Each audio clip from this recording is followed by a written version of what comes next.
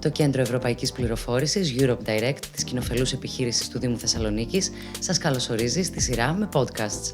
Σήμερα μιλάμε για τους θεσμούς της Ευρωπαϊκής Ένωσης σε εκφώνηση Μαρίας Βάρτη και κείμενο Γιάννη Κελέση. Η Ευρωπαϊκή Ένωση αποτελεί μία από τις μεγαλύτερες πολιτικές και οικονομικές οντότητες του κόσμου, που η μακρά της ιστορία ξεκινάει το 1951 στο Παρίσι με την υπογραφή της Ευρωπαϊκής Κοινότητας Άνθρακα και Χάλιβα. Βέλγιο, Δυτική Γερμανία, Γαλλία, Λουξεμβούργο, Ιταλία και Ολλανδία θέτουν υπό κοινή παραγωγή και διαχείριση τον άνθρακα και το χάλιβα, τις δύο κύριες ύλες της πολεμικής βιομηχανίας μέχρι και το Β' Παγκόσμιο Πόλεμο. Γεγονός που ακολουθεί την ανάγκη για ειρήνη και διακρατική συνεργασία εντός της Ευρωπαϊκής Υπήρου. 72 χρόνια μετά, η Ευρωπαϊκή Ένωση αποτελεί μια μοναδική οικογένεια 27 κρατών μελών, που η ιστορία της, όπως τη γνωρίζουμε σήμερα, ξεκινάει το 1992, με την επικύρωση της Συνθήκης για την Ευρωπαϊκή Ένωση στο Μαάστρικτ της Ολλανδίας. Η επιτυχία του εν λόγω οικοδομήματος έγκυται στη συνεργασία των κρατών μελών υπό ένα θεσμικό πλαίσιο που προασπίζει τους στόχους και τις αξίες της Ευρωπαϊκής Ένωσης. Το Δικαστήριο της Ευρωπαϊκής Ένωσης αναφέρει ότι η ένομη τάξη της Ένωσης έχει τα δικά της όργανα, που αποσκοπούν στην προώθηση και επιδίωξη των στόχων και συμφερόντων της και στην συνοχή συνέχεια των πολιτικών και των δράσεών της.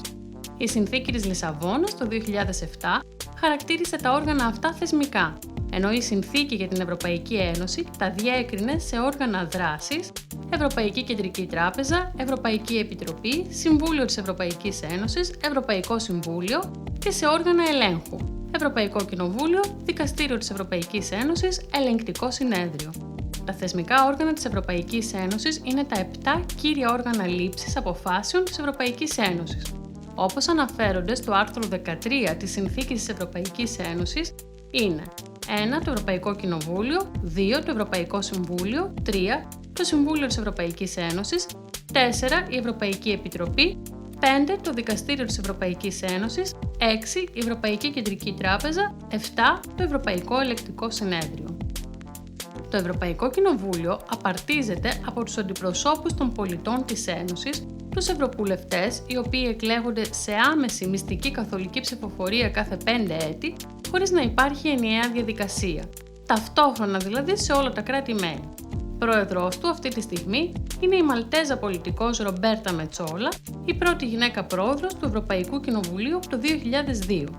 Το Ευρωπαϊκό Συμβούλιο απαρτίζεται από τους αρχηγούς των κυβερνήσεων των κρατών μελών, τον πρόεδρο που εκλέγεται από τα μέλη για 2,5 χρόνια, τον πρόεδρο της Επιτροπής και τον ύπατο εκπρόσωπο της κοινής εξωτερικής πολιτικής και πολιτικής ασφαλείας, υπεύθυνο όργανο για τη χάραξη της ευρωπαϊκής διπλωματίας.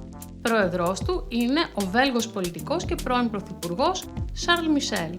Το Συμβούλιο της Ευρωπαϊκής Ένωσης απαρτίζεται από αντιπροσώπους των κρατών μελών σε υπουργικό επίπεδο, η σύνθεσή του διαφοροποιείται ανάλογα με την ημερήσια διάταξη των εργασιών του, κάθε κυβέρνηση αποστέλει σε κάθε συνεδρίαση έναν υπουργό ανάλογα με την καθήλυνα αρμοδιότητά του. Την Προεδρία του Συμβουλίου από την 1η Ιουλίου 2023 έχει η Ισπανία. Η Ευρωπαϊκή Επιτροπή αποτελεί το θεματοφύλακα των συνθήκων και γενικότερα της ένομης τάξης της Ευρωπαϊκής Ένωσης. Αποτελείται από τους επιτρόπους, η θητεία των οποίων είναι 5ετής και συμπίπτει με αυτήν του Ευρωκοινοβουλίου.